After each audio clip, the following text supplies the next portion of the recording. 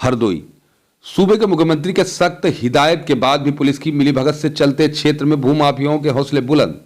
ताजा मामला जनपद हरदोई के बिलग्राम अंतर्गत कस्बा ख्वाना का है, जहां पीड़ित विरासत हुसैन पुत्र रियासत हुसैन का पुश्तैनी मकान स्थित है और बगल में ही पुश्तैनी जमीन खाली पड़ी है जो सैयद हुसैन के नाम से दर्ज है, जो पीड़ित के दादा के मामू थे। इसी खाली जमीन पर पेड़ लगे जिस भूमाफियाओं की नजर है। इस खाली जमीन को भूमाफिया वाजिद हुसैन पुत्र नजर हुसैन ने कूट रचित दस्तावेजों के आधार पर विमल पुत्र रामबाबू को बैनामा कर दिया था।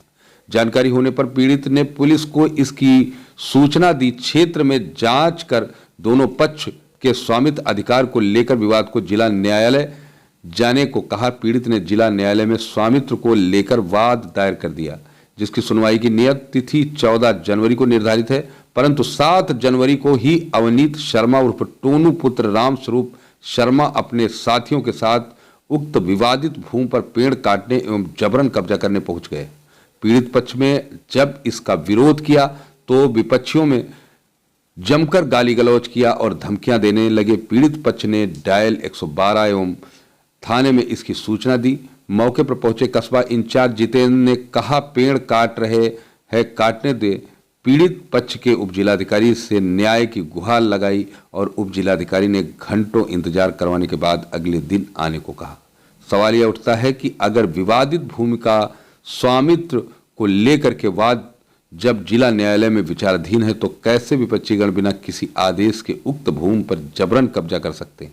क्षेत्रीय पुलिस ने वाद के निस्तारण और अब तक अपनी निहित शक्तियों का प्रयोग क्यों नहीं किया, जिससे क्षेत्र में शांति कायम रहे। सबसे बड़ा सवाल यह उठता है कि जब पुलिस उप जिला अधिकारी पीड़ित की न सुने तो आखिर पीड़ित न्याय की गुहार कहां लगाए। प्रदेश के मुख्यमंत्री के लाख दावों के बावजूद शायद लाचार कानून व्यवस्था के चलते आज भी पुलिस और प्रशासनिक साठगांठ के चलते भूमाफियों के हौसले हैं बुलंद।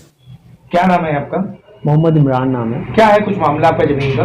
हमारी पुश्तैनी प्रॉपर्टी जो है मोहल्ला खतराना बिलग्राम जिला हरदोई में पड़ी हुई है, जो हमारे पुश्तैनी मकान के बिल्कुल पर सटी हुई ज़मीन है और कुछ लोग जो है उस पर जो है नज़र रखे थे और 2017 से ये शाकिर हुसैन खान एक है विवाद में आए और उन्होंने कहा कि वो प्रॉपर्टी हमारे पूर्वजों की है और वो प्रॉपर्टी मोहम्मद हुसैन सैयद के नाम दर्ज है, जो हमारे परदादा के मामू थे।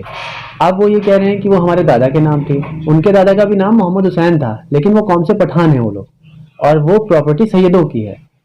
अभी विगत 18 नवंबर 2021 को उन्होंने फर्जी तरीके से वाजिद हुसैन, शाकिर हुसैन, फारूक कुरैशी और विमल पुत्र रामबाबू, इन लोगों ने मिलकर फर्जीवाड़े से इसका बैनामा कर दिया। इसके खिलाफ हम जो है सिविल न्यायालय गए, सीनियर डिवीजन हरदोई, और वहाँ मुकदमा जो है पंजीकृत कर दिया। मुकदमा चलते हुए आज सुबह 7:30 से 8 बजे के बीच ये 50-60 लोगों को लेकर आते हैं और जो है उस प्रॉपर्टी पर जो है कब्जा करने की कोशिश करते हैं।